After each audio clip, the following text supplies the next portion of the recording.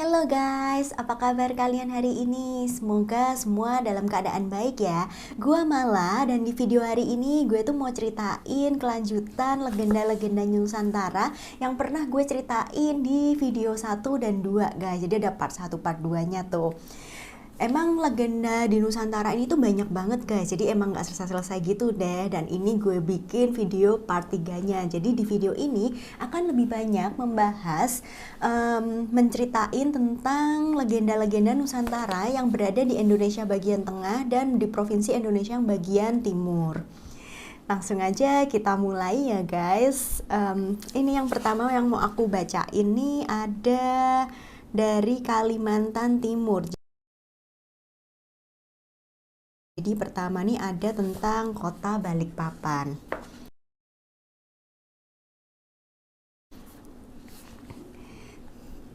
Jadi cerita rakyatnya kota Balikpapan ini guys, Raja Tanah Pasir ini mempunyai seorang putri yang cantik jelita bernama Aji Tatin. Ketika dewasa, ada seorang bangsawan yang ingin melamar Aji Tatin.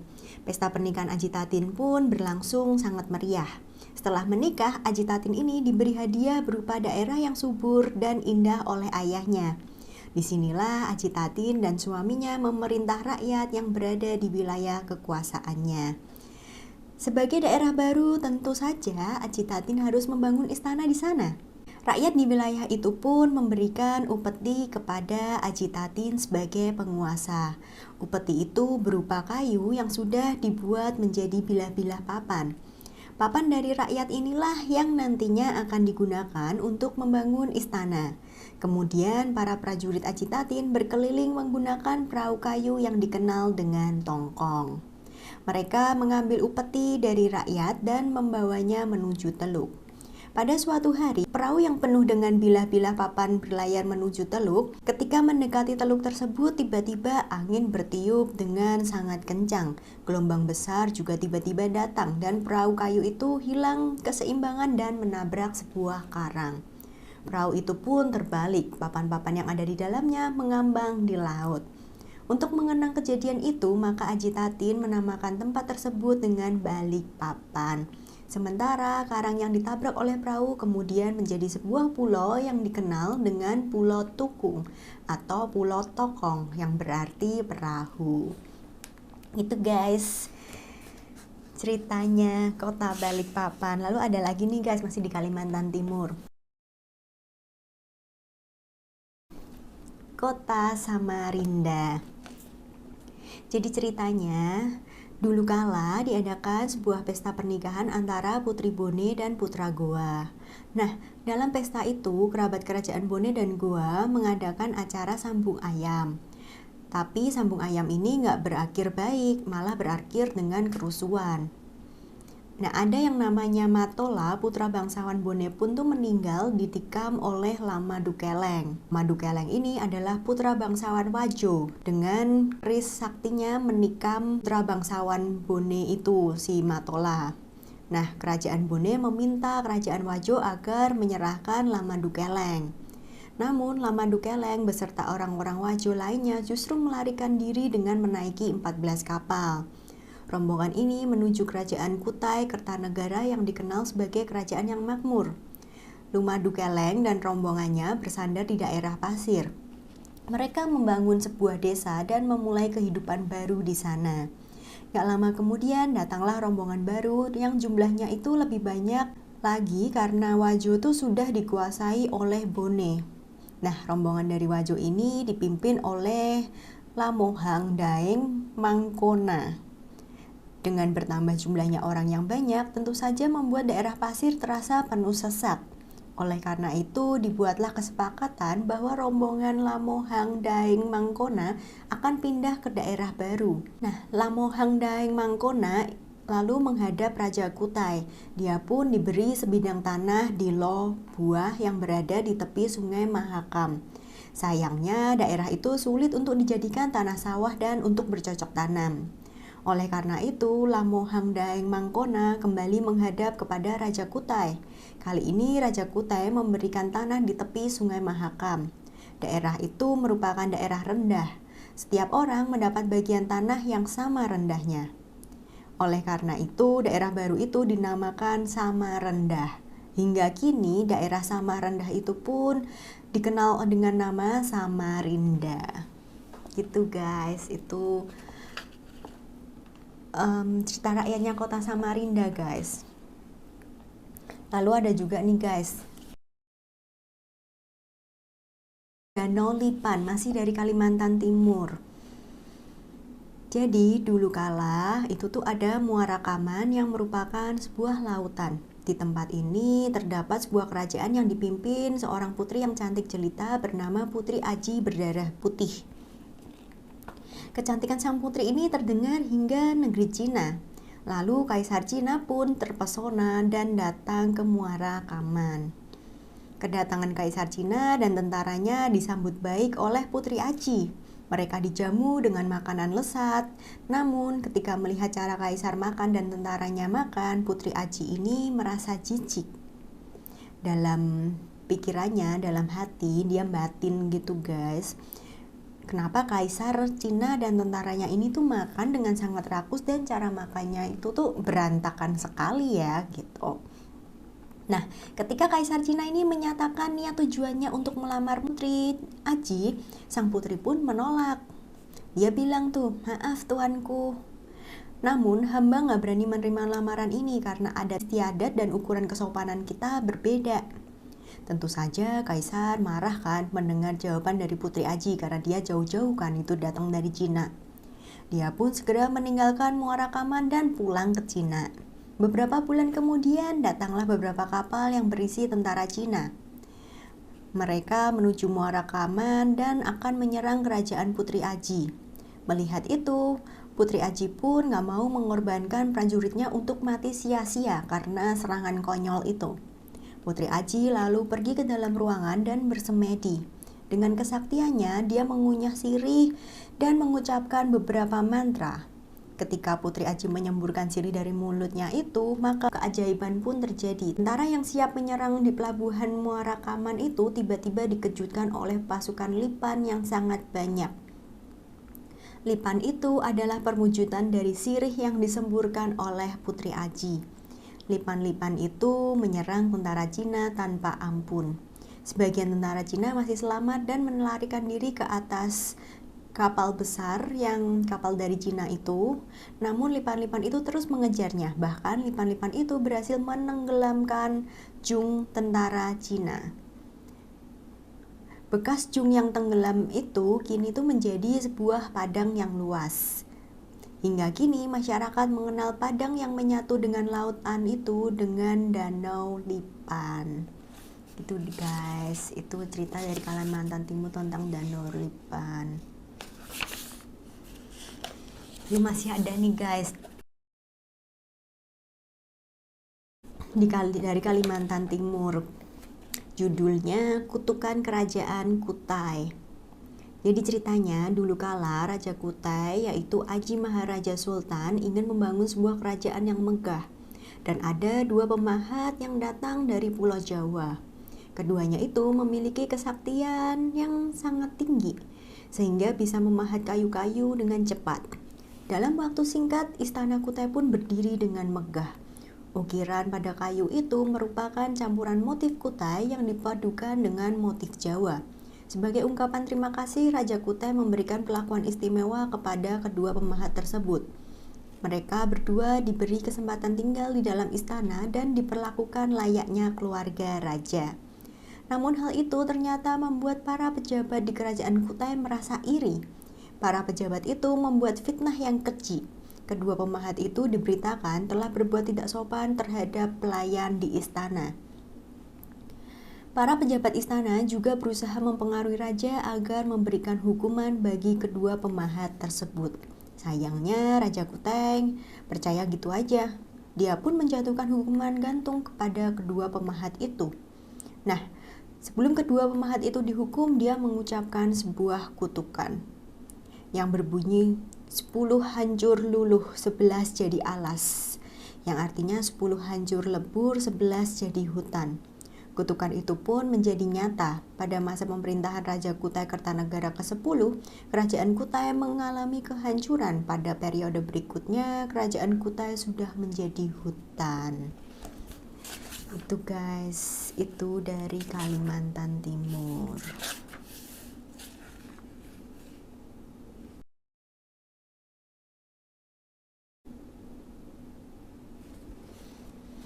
Ada lagi nih guys, masih dari Kalimantan Timur.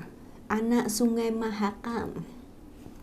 Jadi ceritanya guys, dulu kala hiduplah 3 orang kakak beradik yang sakti dan kuat. Si sulung adalah seorang perempuan yang bernama Siluk. Dan kedua adiknya itu bernama Ayus dan Bungsu. Nah, pada suatu hari ini, ketika Siluk sedang bersemedi, Ayus membangunkannya. Kak Siluk, aku dan Bungsu mau pergi ke hutan. Masaklah nasi untuk kita, nanti makan bersama. Pergilah kalian, jika kalian pulang, nanti aku belum selesai bersemedi, tunggu sebentar, kata kakaknya. Jangan pernah kalian membuka periuk di dapur, karena hanya aku sendiri yang boleh membukanya.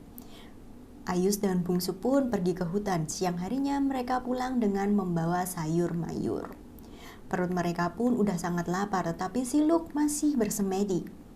Kedua adiknya tidak berani tuh bangunin dari semedinya, sampai akhirnya Ayus gak bisa menahan lapar lagi. Dia pun membuka periuk yang ada di dapur. Betapa terkejutnya Ayus karena di dalam periuk itu hanya ada beberapa lembar daun padi dan sedikit nasi. Gak lama kemudian Siluk keluar dari kamar menuju dapur. Pada saat itulah dia menyadari bahwa salah satu adiknya telah membuka periuk nasi. Siluk marah. Kalian gak mematuhi laranganku, maka lebih baik aku pergi dari rumah ini. Tentu saja Ayus dan Bungsu sangat sedih. Siluk pergi dengan membawa ayam jantan kesayangannya. Dia menaiki rakit menuju ke hilir sungai. Ayus pun gak tinggal diam, dia berusaha mencegah kakaknya pergi dari rumah. Ayus berlari dengan cepat melalui rakit Siluk. Dia pun membuat bendungan dengan memisahkan bebatuan ke sungai. Ketika sampai di bendungan yang dibuat Ayus, Siluk meminta ayamnya berkokok dan sebuah keajaiban terjadi. Bendungan itu pun roboh. Siluk melanjutkan perjalanannya. Di sisi lain, Ayus masih berusaha menahan kakaknya dengan memindahkan hutan nipah ke tengah sungai. Namun kali ini hutan nipah itu bisa dihancurkan juga oleh Siluk. Hutan nipah yang hancur itu kemudian membentuk aliran-aliran sungai yang baru. Aliran baru inilah yang hingga kini dikenal sebagai Anak Sungai Mahakam. Itu guys dari Kalimantan Timur.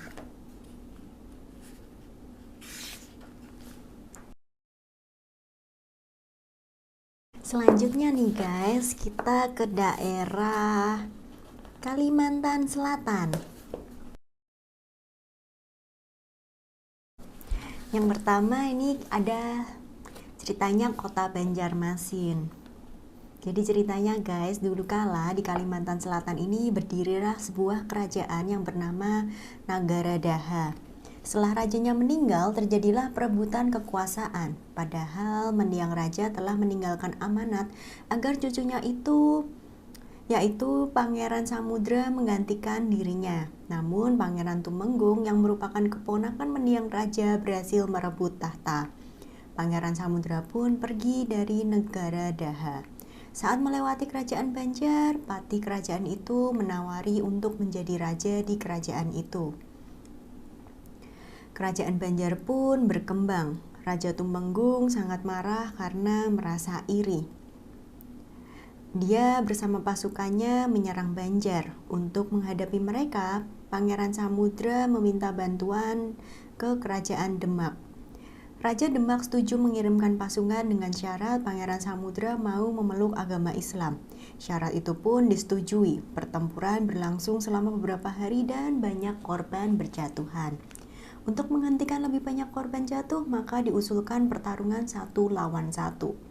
Tumenggung melawan Pangeran Samudra, dan keduanya pun bertemu di sebuah kapal. Namun Pangeran Samudra nggak sampai hati menyerang Raja Tumenggung. Ternyata hal ini justru meluluhkan hati Raja Tumenggung.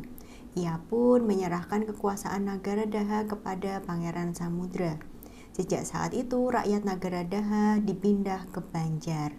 Karena daerah itu setiap musim kemarau airnya jadi asin, maka kelamaan dikenal dengan nama Banjarmasin. Itu guys, Banjarmasin. Lalu masih dari Kalimantan Selatan nih. Ada legendanya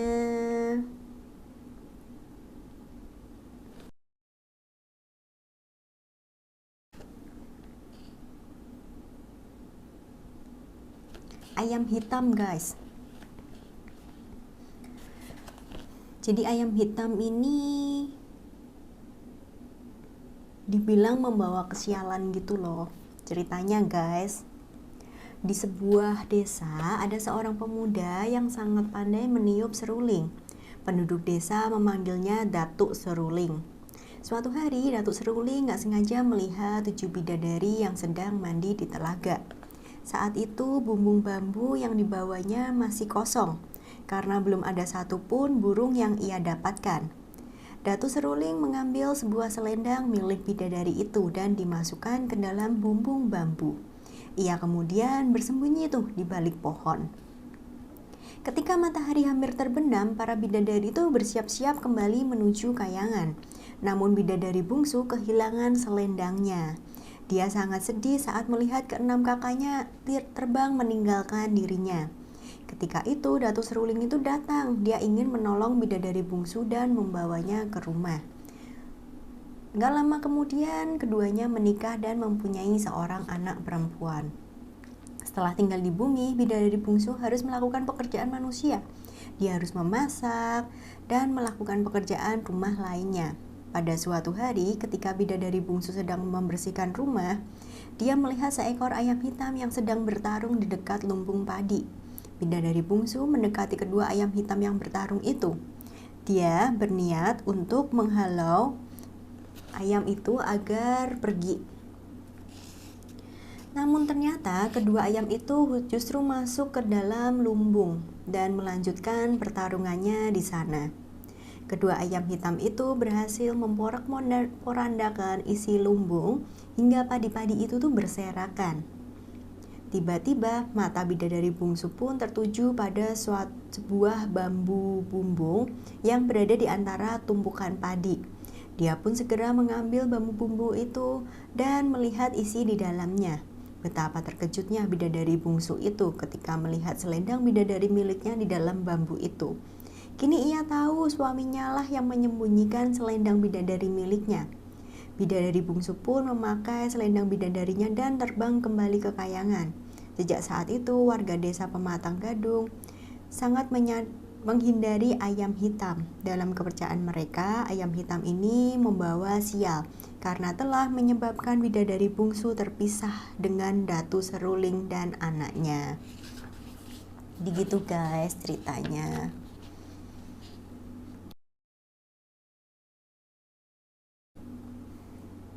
Masih dari Kalimantan Selatan nih guys, ada lagi yang namanya Gunung Batu Bangkai. Jadi di desa Loksasado dulu tuh hidup seorang ibu dan anaknya bersama yang bernama Andung. Setiap hari Andung ini tuh pergi ke hutan mencari bambu yang dibuat lanting, yaitu rakit yang ukurannya lebih kecil. Sejak kecil Andung ini tuh udah mempelajari ilmu pengobatan dari ayahnya. Namun sejak ayahnya tiada, Andung ini belum pernah sekalipun mempraktekkan ilmu pengobatan yang dimilikinya. Semakin hari keinginan Andung untuk berkelana dan mempraktekkan ilmu itu semakin besar. Ia pun meminta izin kepada ibunya untuk pergi merantau agar ia bisa mengobati banyak orang. Dan ibu Andung mengizinkan anaknya pergi meski dengan berat hati.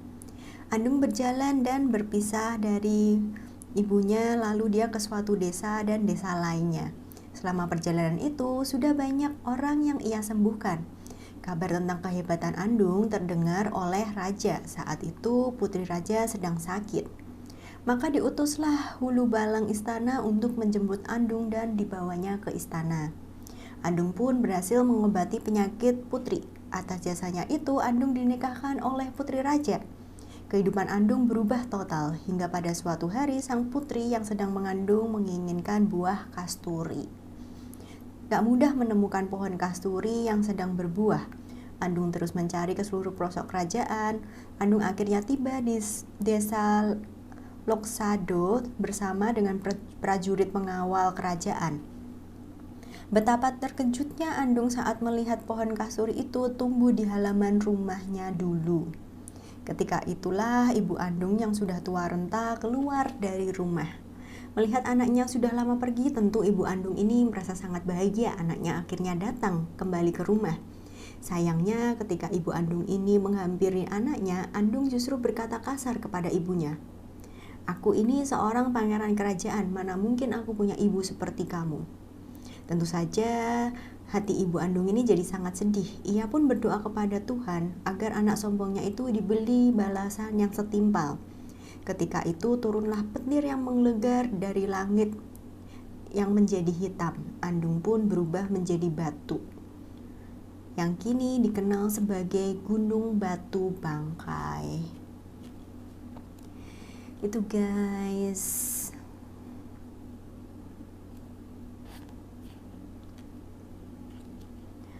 Lalu nih guys, masih dari Kalimantan Selatan, ada yang judulnya Batu Manggu Masak Mandin Tangkaramin.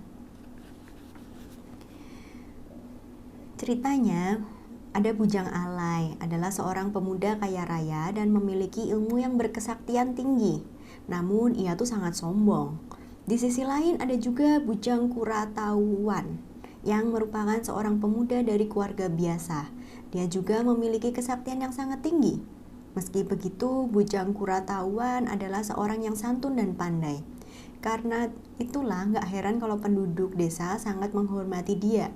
Hingga suatu hari, Bujang Alai ini sengaja menculik gadis desa dan menantang Bujang Kuratawan. Kali ini, Bujang Kuratawan gak mau tahu harus menerima tantangan Bujang Alai. Ini dilakukannya demi menyelamatkan gadis yang menjadi tawanan Bujang Alai. Akhirnya perkelahian pun terjadi. Dalam waktu yang gak lama, Bujang Alai bisa dikalahkan. Untuk menghindari pertumpahan darah yang lebih banyak, Bujang Kuratawan ini sengaja pergi keluar desa. Ia masuk ke dalam hutan dan menuju air terjun Tangkaramin. Hutan itu sangat gelap, jadi hanya orang-orang yang punya kesaktian tinggi yang bisa memasukinya. Namun, keluarga Bujang Alai yang ingin membalas dendam atas kekalahan Bujang Alai terus mengejar Bujang Kuratawan. Ketika sampai di atas air terjun, mereka nggak bisa menjaga keseimbangan. Rombongan yang mengejar Bujang Kuratawan itu akhirnya jatuh juga ke dasar air terjun. Darah-darahnya pun menempel pada batu-batu yang berada di atas air terjun. Sejak saat itu, batu di dasar air terjun berwarna merah seperti kulit manggis yang matang. Gitu guys, legendanya. Jadi batu-batu itu merah karena darah-darah guys. Oke guys, itu legenda-legenda cerita rakyat dari Kalimantan Selatan. Selanjutnya, next kita ke Kalimantan Tengah.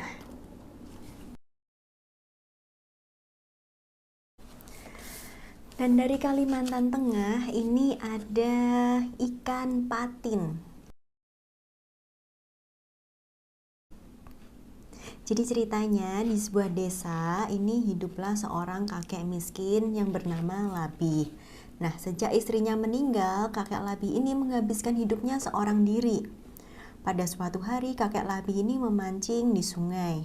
Namun, hingga menjelang sore, belum ada satupun ikan yang nyangkut pada mata kailnya. Hingga akhirnya, tali pancing kakek Labi ini terasa berat. Seekor ikan besar telah menyangkut pada pancingannya. Kakek Labi pun pulang dengan perasaan bahagia. Ketika sampai di rumah, kakek Labi bersiap-siap memasak ikan yang ia peroleh dari hari itu. Namun ketika dia kembali dari mengambil pisau, ikan itu telah berubah menjadi bayi mungil yang cantik.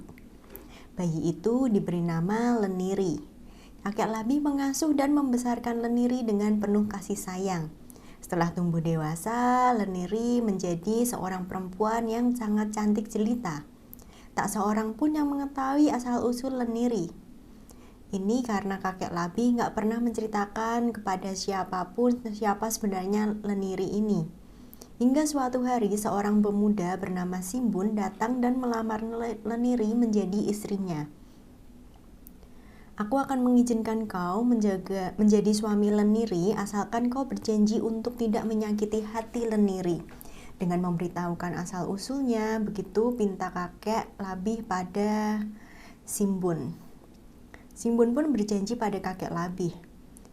Tidak berapa lama setelah menikah, Leniri dan Simbun dikaruniai seorang anak laki-laki.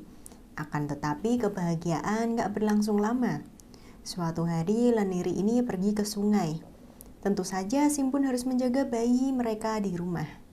Saat itu cucian Leniri sangat banyak sehingga dia harus berada lama di sungai.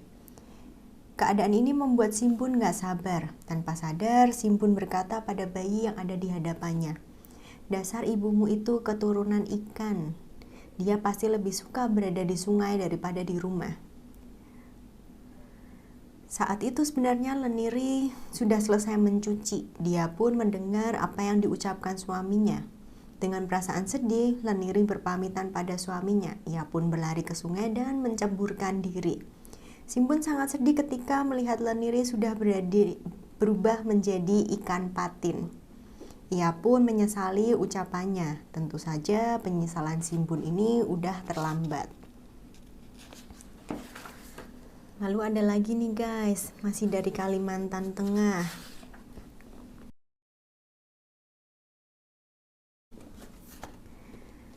Sumber garam Sepang.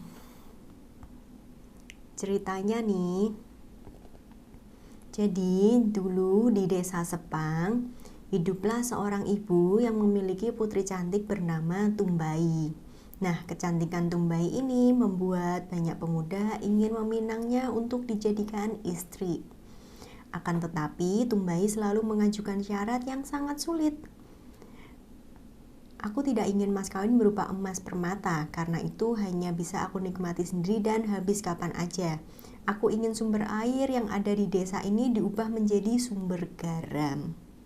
Sumber garam itu nantinya bisa dimanfaatkan oleh semua orang dan gak akan habis sampai kapanpun. Nah, permintaan Tumbai ini dianggap aneh oleh orang-orang desa. Semuanya menganggap Tumbai ini perempuan gila yang gak akan punya suami. Sampai-sampai ibu Tumbai selalu membujuk anaknya untuk mengubah persyaratan yang diajukan.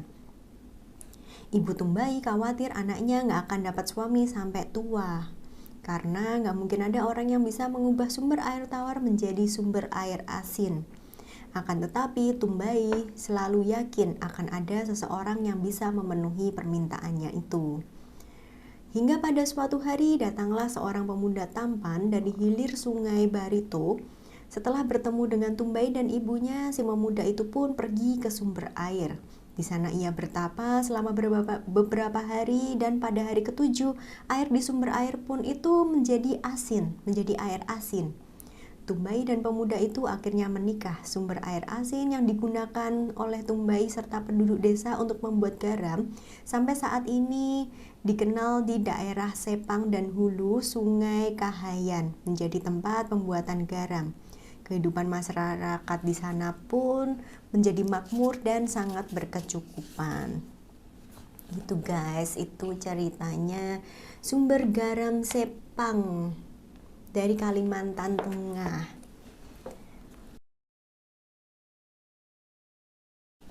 Lalu masih ada nih guys dari Kalimantan Tengah. Namanya Pulau Nusa. Jadi ceritanya nih, di sebuah desa di tepi sungai Kahayan, hidup seorang petani bernama Nusa. Dia tinggal bersama istri dan adiknya. Ketika musim kemarau panjang datang, air sungai Kahayan tuh mengering. Nusa nggak bisa lagi bercocok taman. Nusa harus membawa keluarganya pindah dan mencari tempat tinggal baru. Mereka pun menaiki perahu menyusuri anak sungai Kahayan yang yaitu Sungai Rungan. Ketika sampai di persimpangan, perahu mereka tuh terhalang oleh sebatang pohon besar yang melintang. Nusa pun memberhentikan kapalnya di tepi sungai.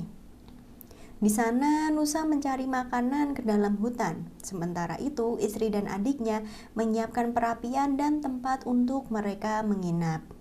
Nggak lama kemudian Nusa kembali dengan membawa sebutir telur yang sangat besar. Nusa merebus telur di atas perapian. Di sisi lain, istrinya dan adiknya tidur karena terlalu lelah. Karena lapar, Nusa menghabiskan telur itu seorang diri. Setelah itu, Nusa pun tidur. Keesokan harinya, Nusa terbangun karena tubuhnya merasa gatal. Gatal itu disebabkan oleh bintik-bintik merah yang memenuhi tubuh Nusa. Lama-kelamaan, merah-merah itu berubah menjadi sisik. Ternyata telur yang dimakan Nusa itu adalah telur naga. Dan lama-kelamaan tubuh Nusa pun berubah menjadi tubuh seekor naga yang besar. Langit menjadi gelap, petir menggelegar, hujan deras datang, air sungai pun menjadi penuh. Naga Nusa ini menceburkan dirinya ke dalam sungai dan berenang menuju sungai Kahayan. Naga Nusa akhirnya menetap di dasar sungai Kahayan. Lama-kelamaan, karena selalu berdiam diri, naga Nusa ini tertimbun tanah dan menjadi berlumut. Lama-kelamaan, timbunan tanah itu semakin banyak dan berubah menjadi sebuah pulau. Dan sampai kini pulau itu dikenal sebagai Pulau Nusa. Itu guys, jadi dongeng-dongeng rakyat dari Kalimantan Tengah. Gitu guys.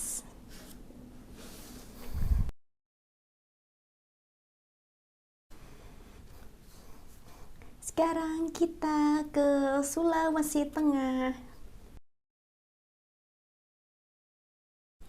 Di Sulawesi Tengah ini ada cerita tentang ikan duyung.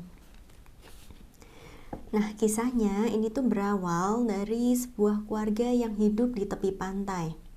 Setiap hari si ayah ini mencari ikan di laut untuk keluarganya. Dia juga bercocok tanam di kebun. Tiap pagi keluarga ini selalu sarapan bersama. Pada suatu pagi ikan hasil tangkapan si ayah ini tuh sangat banyak. Dan masih ada ikan sisa sampai bisa disimpan. Lalu ayah berpesan sisakan ikan untuk makan siangku nanti. Dan siang itu ada banyak pekerjaan di kebun sehingga ayah datang terlambat untuk pulang. Pada saat yang sama si anak bungsu keluarga itu menangis dan ingin makan ikan. Tentu saja si ibu memberi jatah ikan milik si ayah ini kepada anak bungsunya. Ketika pulang dari kebun, si ayah ini tuh sangat lapar, tapi nggak ada lagi ikan untuk dia. Nah, si ayah ini sangat marah pada anak-anaknya. Hal itu membuat ibu sangat merasa bersalah. Malam harinya, diam-diam ibu ini pergi ke pantai. Lebih baik aku tinggal di dalam laut saja daripada membuat keluargaku bertengkar. Keesokan harinya, keluarga itu tidak menemukan sarapan seperti biasanya. Mereka juga gak melihat ibunya. Ketiga anak itu pun pergi mencari ibunya di pantai. Tiba-tiba muncul seekor ikan besar menuju pantai. Ikan besar itu pun memberikan ikan kepada ketiga anaknya sambil berkata, "Bawalah ikan-ikan ini untuk makan kalian, nak. Sekarang rumah ibu adalah lautan." Tentu saja anak itu sangat sedih melihat ibu mereka telah berubah menjadi seekor ikan besar. Kini orang mengenal ikan besar itu dengan sebutan ikan duyung. Lalu ada lagi guys dari Sulawesi Tengah.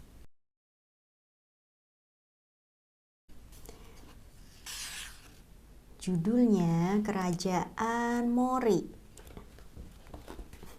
Jadi ceritanya sebelum menjadi kerajaan, wilayah ini tuh terdiri dari berbagai suku yang saling berperang. Melihat keadaan ini, para pemimpin suku mengirim utusan bernama Tande Rumba-Rumba dan Rarahake ke Luwu untuk menghadap Ratu Palopo di kerajaan Luwu.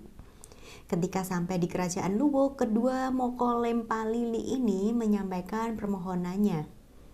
Tuan Ratu Palopo kedatangan hamba kemari adalah untuk meminta bantuan.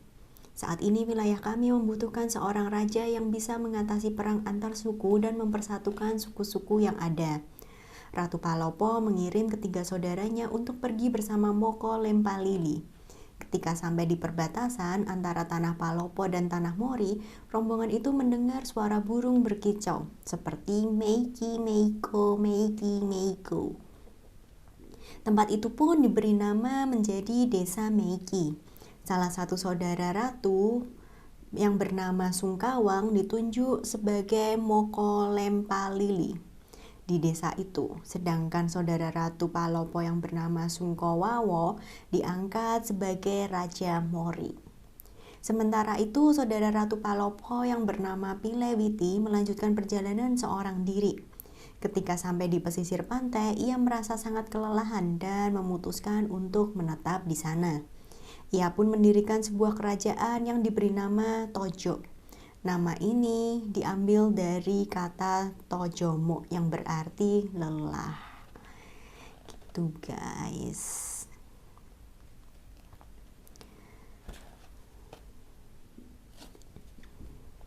Masih ada nih dari Sulawesi Tengah.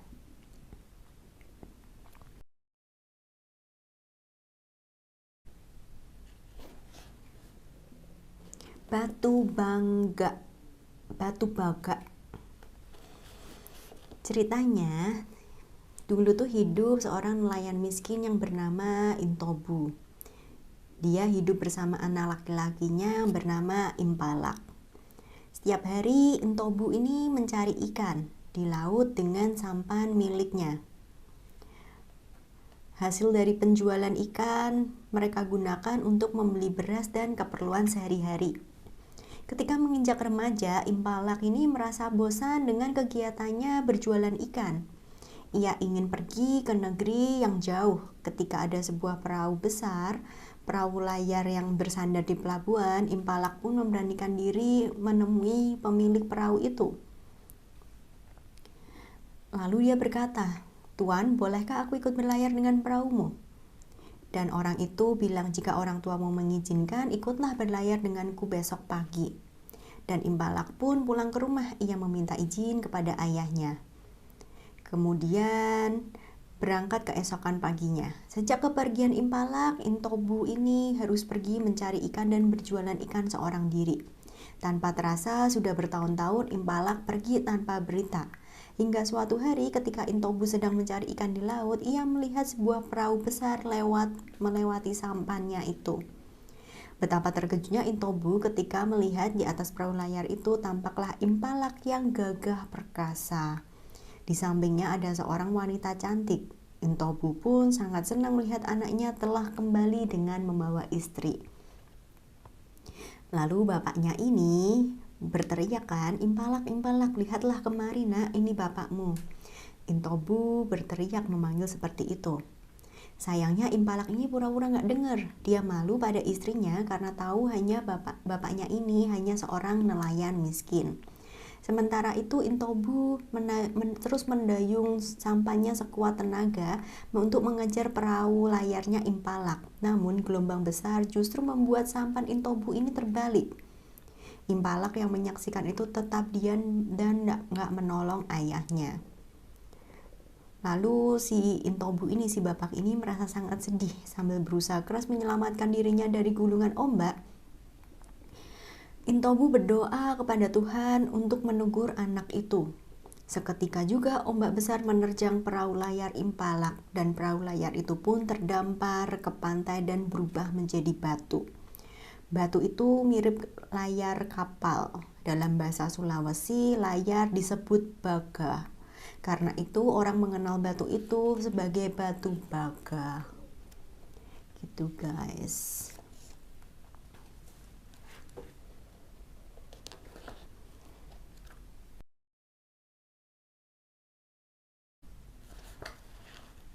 Ini masih dari Sulawesi Tengah guys. Ini ada ceritanya pohon sagu. Jadi dulu tuh ada sebuah keluarga miskin di dekat hutan Dolo, Sulawesi Tengah. Setiap hari, si ayah ini tuh pergi ke hutan mencari buah-buahan dan ibunya mengurus anak-anak yang masih kecil. Lama-kelamaan, ayah ini tuh merasa bosan dan bicara pada istrinya. Sudah saatnya kita punya kebun. Mulai besok aku akan bekerja membuka hutan dan jadiin kebun. Lalu anak-anak juga bisa menanam sayuran dan palawija untuk semua kita makan. Kehidupan kita akan bisa lebih baik lagi jika punya kebun. Nah, si ibu ini menjadi sangat senang mendengar rencana suaminya. Keesokan harinya, si ayah ini pergi ke hutan. Dia mencari-cari tempat yang cocok untuk dijadikan kebun. Namun, ketika sampai hutan, si ayah ini tuh nggak segera bekerja membuka lahan. Ia hanya duduk termenung dan akhirnya tertidur di bawah pohon. Dia lakukan ini selama beberapa hari hingga akhirnya persediaan makanan keluarga pun habis. Lalu ibunya tuh berkata, kita sudah nggak punya makanan lagi, apakah kebun kita sudah siap untuk ditanami? Aku dan anak-anak akan menanami kebun itu. Sementara ayah yang mencari makanan ke dalam hutan untuk kita. Ayah nggak jawab apa-apa tuh. Dia pun kembali pergi ke hutan dengan alasan akan meneruskan pekerjaannya untuk membuka lahan. Si ibu yang merasa penasaran secara diam-diam mengikuti suaminya itu dari belakang. Betapa dia terkejutnya ketika melihat suaminya hanya tidur di bawah pohon. Sementara pohon yang seharusnya dibuka menjadi lahan kebun belum sedikit pun dikerjakan. Melihat kedatangan istrinya, si ayah ini justru marah karena merasa kecewa si ibu kemudian berlari ke dalam hutan. Ketika sampai telaga, si ibu ini tuh menceburkan diri. Jika kamu tidak bisa menyediakan kebun untuk makan anak-anak kita, maka biarlah aku yang mengorbankan diriku untuk makanan anak-anak kita. Perlahan-lahan, tubuh si ibu itu berubah menjadi sebuah pohon. Kini pohon itu dikenal sebagai pohon sagu. Jika pohon sagu itu dibelah, akan ada saripati yang bisa diolah menjadi bahan makanan. Gitu guys ceritanya pohon sagu dari provinsi Sulawesi Tengah. Lalu sekarang guys kita ke daerah Sulawesi Tenggara.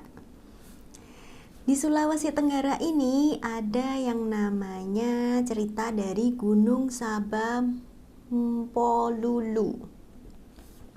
Jadi ceritanya nih guys, Gunung Sabam Polulu ini dulu kala Gunung Mata Air ini dijaga oleh seorang laki-laki bertubuh besar dan berambut panjang. Nah, ketika kemarau panjang melanda Gunung Mata Air ini nggak ada air yang bisa digunakan oleh masyarakat di sekitarnya. Keadaan yang berlawanan terjadi di Gunung Kaman Sope yang subur dan berlimpah air. Melihat dari hal tersebut, penjaga gunung mata air ini mendatangi penjaga gunung Kaman Sope. Putri, tolonglah kami, berikanlah kami air agar masyarakat yang tinggal di gunung mata air bisa kembali bercocok tanam. Aku gak mau beri air walaupun hanya setetes kepadamu, jawab putri penjaga gunung Kaman Sope ini.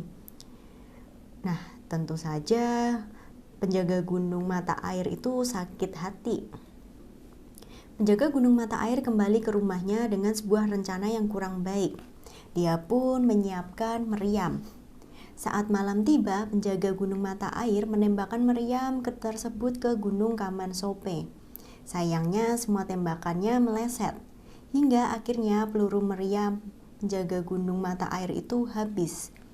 Menyadari akan adanya serangan, penjaga gunung Kaman Sope membalasnya. Dia menembakkan sebuah peluru ke arah gunung mata air. Peluru dari gunung Kaman Sope ini mengenai puncak gunung mata air, hingga akhirnya puncak gunung mata air ini tercuil. Sejak saat itu gunung mata air berubah nama menjadi Gunung Sabam Polulu yang artinya mirip kapak yang tercuil. Gitu guys. Lalu ada lagi nih, masih dari Sulawesi Tenggara. Burung tapo-apo. Ceritanya nih ya guys, dulu di Muna hiduplah seorang ibu bersama anak laki-lakinya yang bernama Leane. Sejak Leane masih bayi, ayahnya itu tuh udah meninggal. Ibunya yang bekerja keras sering bertani dan untuk menghidupi Leane ini. Nah, Leane ini tapi sayangnya tumbuh besar jadi anak yang malas. Setiap hari dia tuh hanya bermain gasing dengan teman-temannya. Nggak pernah untuk bantuin ibunya di ladang. Sampai ibunya bilang, kamu sudah besar nak, bantuin ibu nyangkul di ladang, ibu udah gak kuat lagi harus mencangkul. Tapi Mak Laane malah bilang, enakan main gasing daripada cangkul bu. Ya, kalau gitu makanlah gasingmu, kamu gak perlu lagi bekerja, kata si ibu. Nah, ibu Laane ini sangat marah. Sesampainya di rumah, ia menyiapkan makanan untuk Laane. Namun kali ini bukan nasi jagung yang dia siapkan di meja, melainkan gasing milik Laane yang sudah dipotong-potong. Siang harinya Laane pulang ke rumah. Dia pun langsung menuju meja makan dan mengambil makanan seperti biasa. Sementara itu ibunya sedang berada di ladang. Betapa terkejutnya Laane ketika dia hanya menemukan gasing. Ia gak suka hidup bersama ibunya yang tega kepadaku. Lebih baik aku menjadi burung saja agar bisa terbang sesuka hatiku. Setelah berkata demikian, tiba-tiba tubuh Laane pun berubah menjadi berbulu. Laane berubah menjadi seekor burung. Dia terbang ke atap rumahnya sambil berkicau. Tak apo, tak apo, tak apo, tak apo. Betapa terkejutnya si ibu ketika dia tidak menemukan anaknya. Dia pun sedih ketika burung itu berkicau. Yang berkicau seperti layaknya manusia. Dan arti kata yang diucapkan si Laane ini adalah, aku di sini bu, nggak perlu mencariku lagi. Itulah legenda burung entah apo-apo guys. Lalu masih Sulawesi Tenggara nih guys, ada Gunung Mengkongga. Jadi ceritanya dulu Kolaka ini merupakan sebuah negeri yang bernama Sorume. Negeri ini itu subur dan makmur hingga pada suatu hari malapetaka menimpa negeri ini. Seekor burung elang raksasa tiba datang dan memakan hewan ternak yang ada di negeri itu. Semakin lama, hewan ternak pun habis. Pada saat itulah burung elang raksasa itu mulai memakan manusia sebagai santapannya. Seluruh penduduk negeri Surama menjadi panik. Mereka takut untuk keluar rumah. Para penduduk meminta tolong pada Larumbalangi. Dia adalah seorang yang sakti yang tinggal di negeri Solumba itu. Nah, maka diutuslah beberapa orang untuk pergi ke Solumba. Utusan itu melewati jalan di dalam hutan agar nggak terlihat oleh burung elang raksasa itu. Ketika sampai di Solumba, Larumbangi yang sakti sudah mengetahui kedatangan para utusan tersebut. Lalu, buatlah sayembara untuk mendapatkan seorang pemuda yang pemberani. Kesatria ini akan menjadi umpan bagi burung raksasa. Berilah dia sebuah bambu runcing beracun. Jangan lupa buatlah pagar dari bambu runcing untuk melindungi pemuda itu dari serangan burung elang raksasa. Utusan itu pun segera melaksanakan apa yang diperintahkan oleh Larumbangi. Sementara itu, dari sekian banyak pemuda yang mendaftar, dipilihlah Tasahea. Saat hari yang ditentukan tiba, Tasahea berdiri tengah-tengah bambu runcing, dan gak lama kemudian burung elang yang kelaparan itu mendatanginya, dan pada saat itulah bambu runcing melukai tubuh burung elang raksasa. Burung elang itu berada di atas Tasahea.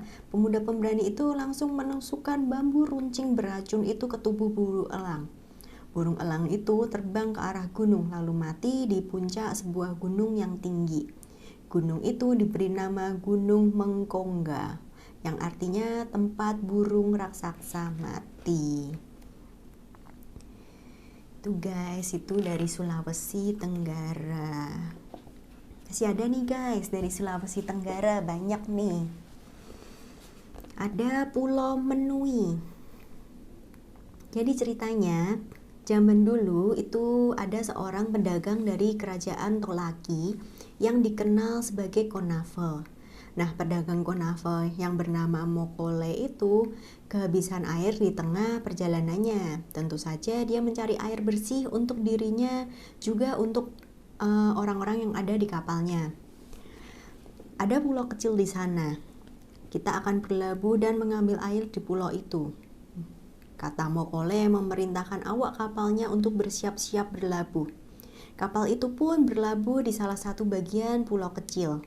Mokole mulai mencari sumber air. Sepertinya pulau itu tuh nggak ada penghuninya. Mokole dibantu oleh awak kapal berjalan mengelilingi pulau mencari sumber air. Namun hingga malam tiba, mereka nggak dapat sumber air tawar sama sekali. Hingga akhirnya Mokole beserta awak kapalnya beristirahat di pulau tersebut. Keesokan harinya, Mokole dan awak kapalnya dibangunkan oleh sebuah ayam kokok. Dan awak kapalnya lalu berteriak. Dalam bahasa menue dalam bahasa setempat, menue itu berarti ayam. Sejak saat itu, pulau tersebut dikenal dengan nama Pulau Menue. Sementara itu, Mokole masih berpikir tentang bagaimana caranya mendapatkan air tawar. Di pagi yang cerah, Mokole itu mengambil sebatang pohon mirip dengan tongkat, dan tongkat itu ia tancapkan ke dalam tanah sambil membaca mantra sakti. Lalu sebuah keajaiban pun terjadi. Dari dalam tanah memancarlah air tawar yang sangat deras. Keberadaan mata air itu dimanfaatkan bagi para pelaut. Setiap kali ada pedagang yang berlayar melewati pulau itu, mereka pasti mampir untuk mengambil air tawar di sana. Mata air itu kini masih ada berupa lubang kecil di antara desa Matano dan Matarape. Kedatangan para pedagang dari suku Bungku dan Buton membuat pulau itu menjadi berpenghuni. Sebagian dari pedagang itu akhirnya menetap dan berkeluarga di Pulau Menui. Gitu guys asal usulnya. Jadi itu guys ceritanya dari Sulawesi Tenggara.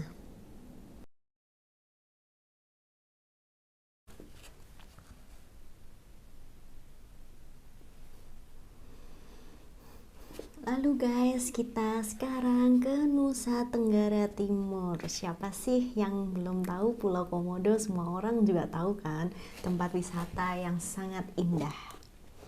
Nah, ini juga ada nih guys dongeng rakyatnya. Jadi ceritanya guys, pada zaman dulu ada sebuah kerajaan yang sangat makmur. Sayangnya, sang raja dan permaisuri ini nggak punya seorang anak. Mereka berdua nggak henti-henti berdoa pada Tuhan. Ya Tuhan, berikanlah kami seorang anak, apapun bentuknya akan kami terima. Hingga akhirnya doa mereka pun dikabulkan. Sang permaisuri pun mengandung. Sayangnya, bayi yang lahir dalam kandungannya itu bukan bayi manusia pada umumnya, melainkan mirip seperti kadal yang berukuran besar. Raja memberi nama Komodo yang berarti kadal besar. Permaisuri nggak sanggup memelihara bayi Komodo itu. Ia sangat kecewa dengan anak yang dilahirkannya. Bayi Komodo itu pun diasingkan ke sebuah pulau terpencil.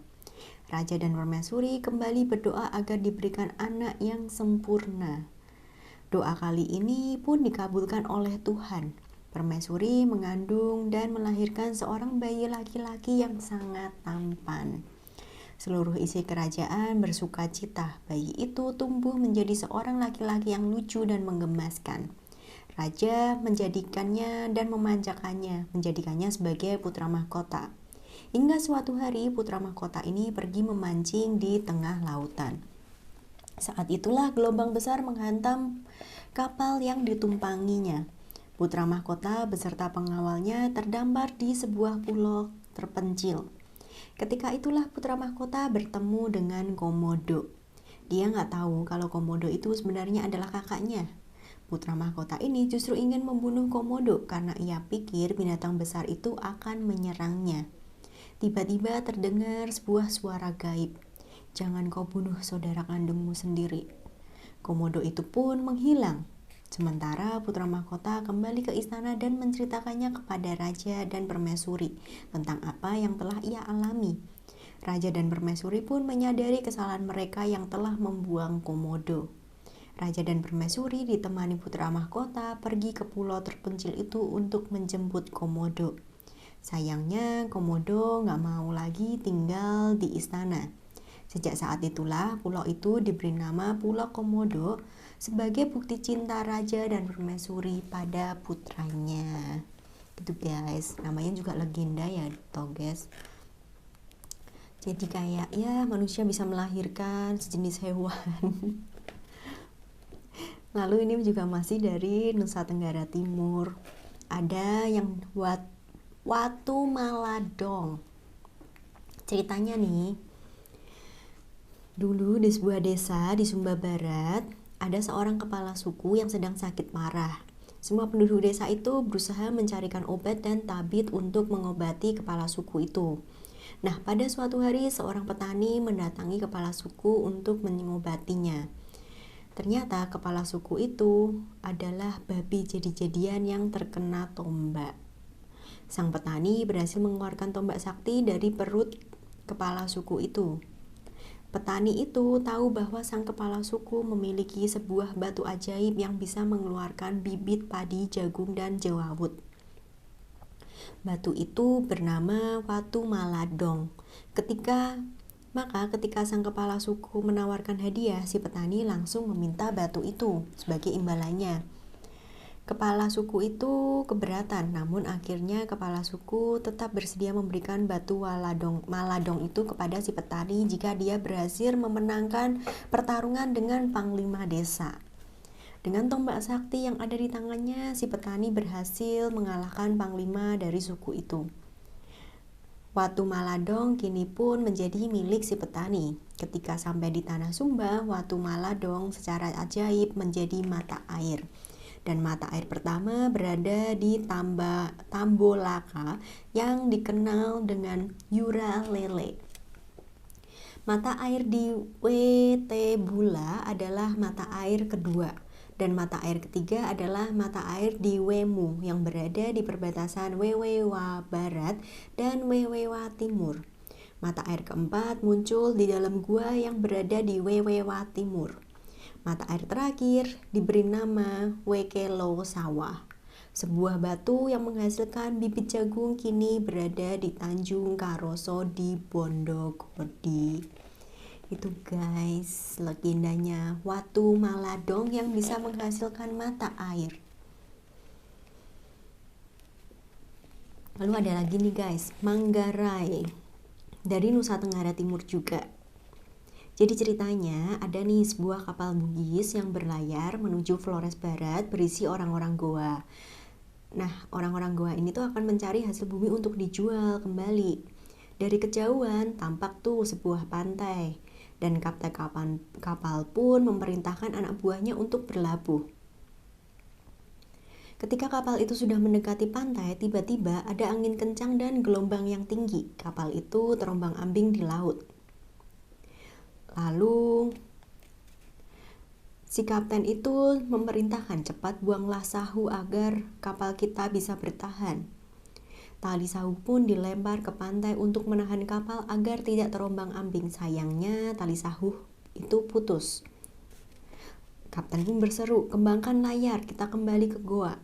Kapal itu pun kembali ke goa dengan keadaan yang menyedihkan. Layar pada kapal itu banyak yang robek dan badan kapal terkelupas. Ketika kapal itu sampai di pelabuhan Goa, para keluarga awak kapal menyambut mereka dengan gembira. Berita tentang bencana yang dialaminya itu pun segera menyebar. Namun ketika orang-orang menanyakan apa nama pulau yang membuat sahu kapal itu terputus, gak ada satu orang awak pun yang bisa menjawab. Akan tetapi peristiwa itu tidak membuat para pedagang Goa takut. Pada waktu lain mereka akan datang kembali ke pulau tersebut. Karena pulau itu telah membuat tali sahu kapal putus, maka tempat itu pun disebut dengan Manggarai. Dalam bahasa Goa, manggar berarti sahu dan rai artinya putus. Itu guys, asal nama Pulau Manggarai di Nusa Tenggara Timur. Jadi gitu guys, kisah-kisah legenda Nusantara udah banyak banget ya yang aku ceritain dari video part 1, part 2, part 3. Udah puluhan cerita guys. Jadi sampai di sini dulu ya. Sampai ketemu di video selanjutnya. See you. Bye.